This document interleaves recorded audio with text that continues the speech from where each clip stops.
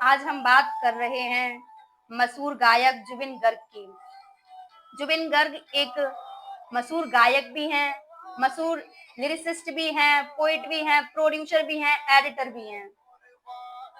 But अब वो दुनिया को अलविदा कह चुके हैं, जिन्हें हम जुबिन दा के नाम से भी जानते हैं।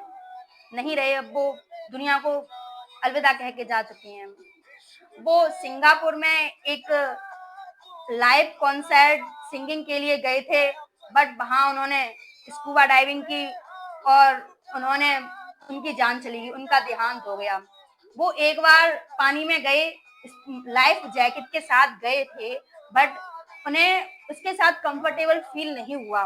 बट जब वो दोबारा गए तो वो विदाउट लाइफ जैकेट के साथ गए थे, और शायद पानी के प्रेशर के कारण उनकी सांस फूलने लगी और उनकी बॉडी ऊपर तैरने लगी। और कुछ लोगों ने जब उन्हें देखा, आसपास के लोगों ने, तो उन्हें बाहर निकाल लिया। हॉस्पिटल में गए, बट हॉस्पिटल में डॉक्टर ने मृत घोषित कर दिया।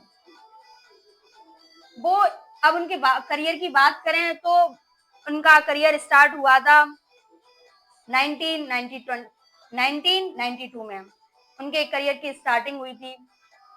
इनका जन्म असम में हुआ था। इनका जन्म 18 नवंबर 1972 को असम में जोरहाट में हुआ था। वे असमीज, हिंदी और बंगाली सिनेमा में अपने काम के लिए जाने जाते हैं।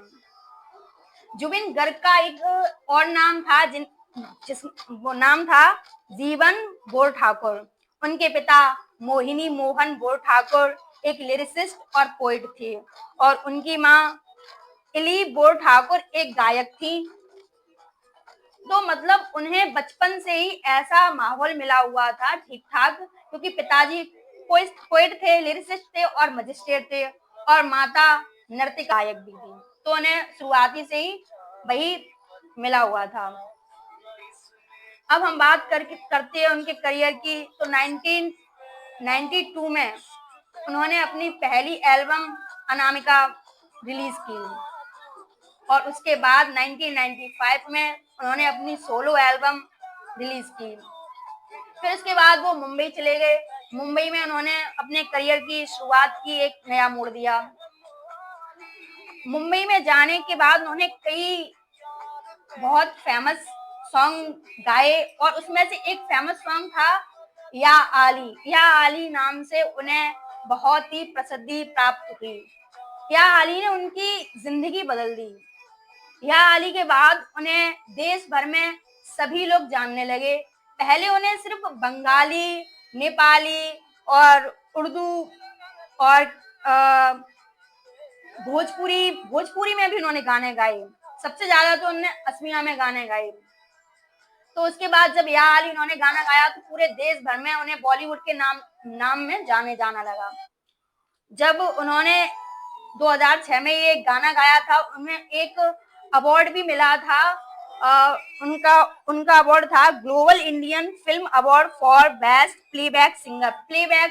बेस्ट प्लेबैक सिंगर के नाम से उन्हें एक अवार्ड दिया गया या आली के नाम से। और national film award for best music direction for the film Echoes of Silence, जो कि 2007 में इन्हें मिला था।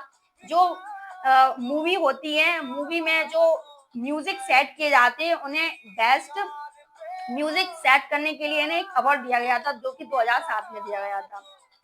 अब बात करते हैं आगे। इनके फिल्म में काफी गाने आए, बहुत मशहूर गाने आए। एक दिन तेरी राहों में, और भी काफी गाने थे। फिजा मूवी का ए वतन, और भी काफी गाने थे। दिल तू ही बता कहाँ कहाँ छुपा, जो कि क्रिस थी मूवी का गाना था। ये बहुत ही लोकप्रिय गाना रहा है और अभी भी लोकप्रिय गाना है। इसके अलावा भी काफी इन्होंने गाने गाए।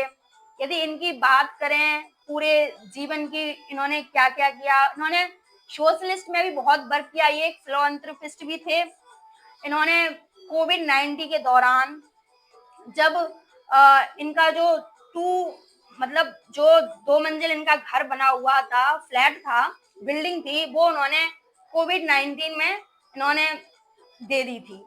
लोगों की हेल्प करने के लिए उसे सेंटर बना दिया था।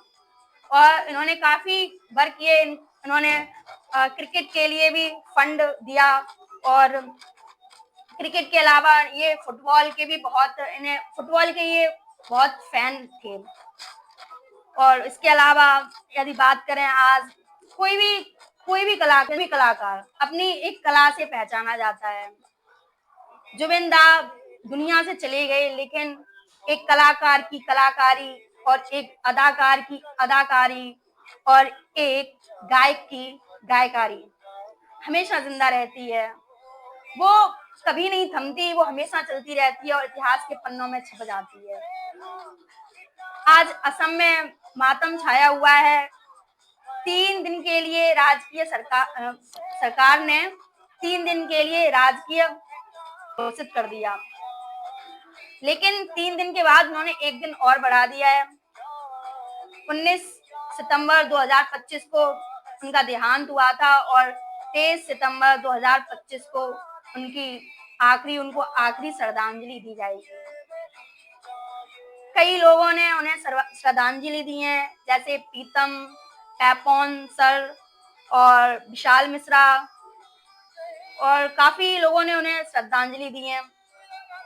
वो उनकी एक अच्छी बात ये थी कि वो इरिलीजियस बोलते थे। वो अपने आप को बोलते थे कि मैं एक इरिलीजियस पर्सन हूँ, मेरा ना कोई धर्म है और ना कोई मेरी जात है। वो ज्यादातर पॉलिटिकल में नहीं आए हैं, राजनीति में नहीं आए हैं, लेकिन फिर भी उन्होंने कुछ गाने गाए हैं, कुछ कांग्रेस के भी गाए हैं और कुछ बीजेपी के गाए हैं। मैंने एक इंटरव्यू में देखा तो उन्होंने बताया कि मुझे जो ऐसा नहीं है कि मैं कांग्रेस के लिए गाना गाता हूँ या फिर बीजेपी के लिए गाना गाता हूँ, मुझे क्योंकि मैं एक आर्टिस्ट हूँ, मुझे जहां से पैसा मिलता है मैं उनके लिए गाना गाता हूँ। तो वो किसी भी पॉलिटिकल से बिलोंग नहीं करते थे और वो बिल्कुल बेबाक पर्सन थे। उन्हें जो कुछ भी कहना होता था वो कहते थे, बिना डरे, बिना हिचकिचाए। बट आज वो सिंगर अलविदा हो गए। क्या आपको पता है कि जुबिन दा का एक फेवरेट सॉन्ग भी है? उन्होंने कहा था कि जब मेरा देहांत हो जाए तो पूरा असम यही गाना गाएगा, मायाविनी रातीर बुकुद। ये उनका फेमस असमिया सॉन्ग है। उन्होंने कहा था एक बार कि जब भी मेरा देहांत हो जाए तो पूरा असम यही गाना गाए मेरे लिए।